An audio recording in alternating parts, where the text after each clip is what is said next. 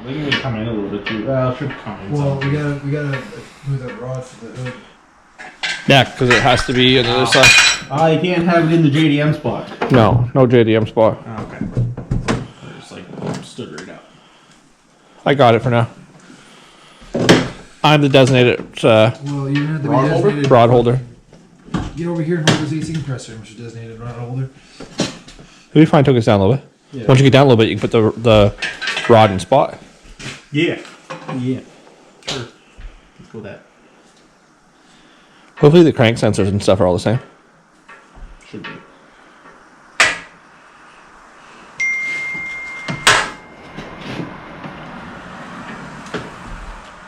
We need more lights in here. Yeah. Yeah. Right about there. Then you can put the thingy on.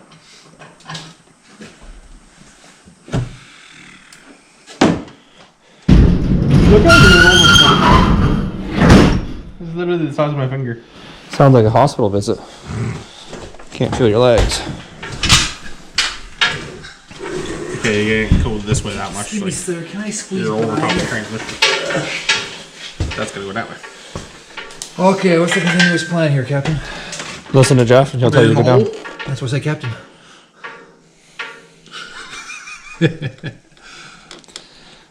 Oh, I'm fetching. Stick it in the hole. I'm fetching on Actually, the give me some spray to spray on those friggin' dowels. I wiped them down. Did you? Yeah. Okay, so we're back doing this. So this is like the second day, just because we're doing a couple hours here and there. And it's the first time pulling it, so we're not really that familiar with this Honda.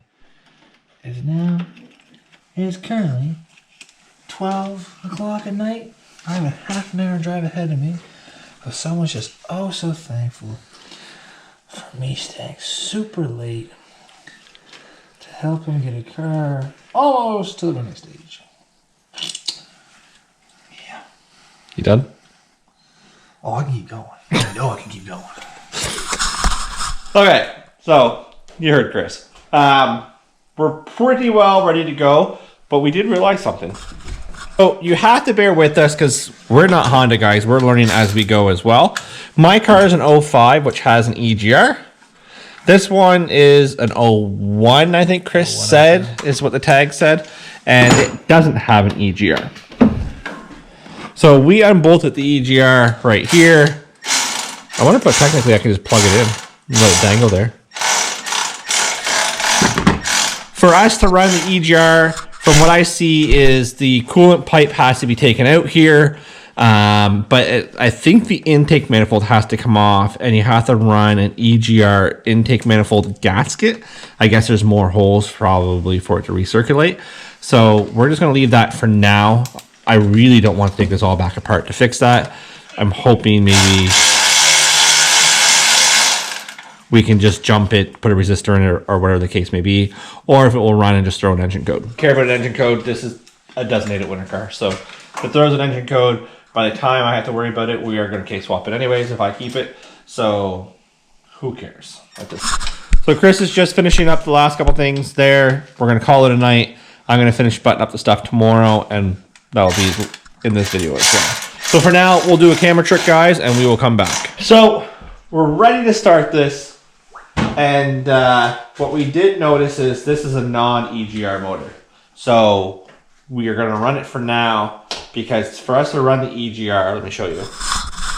We have to take the coolant housing off, and then the intake manifold has to come off and change to an EGR intake manifold gasket, and that's disassembling half the stuff I don't want to do.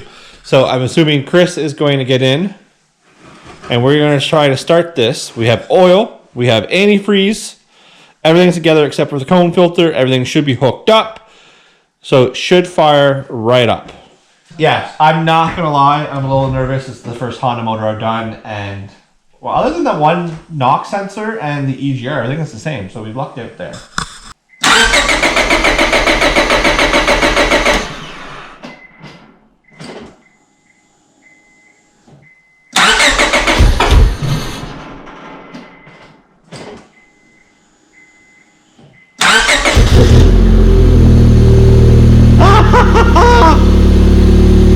Now let it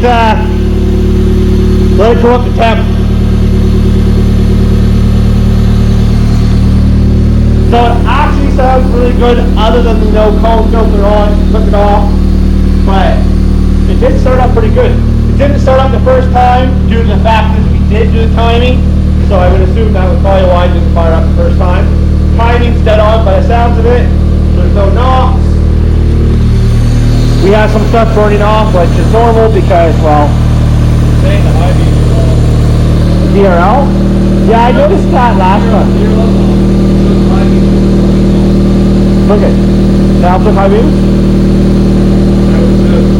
Yeah, that one's on, but it's flashing. Or are you holding it? It's on now. Yeah, so I need a bulb. So let's get up to temp, I guess. High five.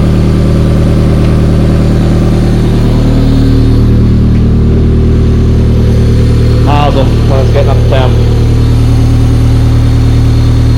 I think it's just burning off the oil. Oh, there was a 10 mil for there. Right there. That exhaust sounds good. I don't think it's. I think there's a minor leak on from there, but we did reuse the gas. I burned out the. Little donut gasket. Yeah, we reused it. So.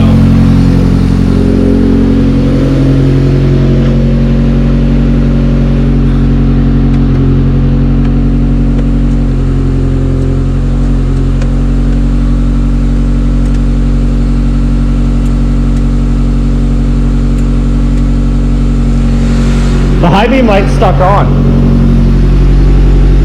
I got one fog light out too.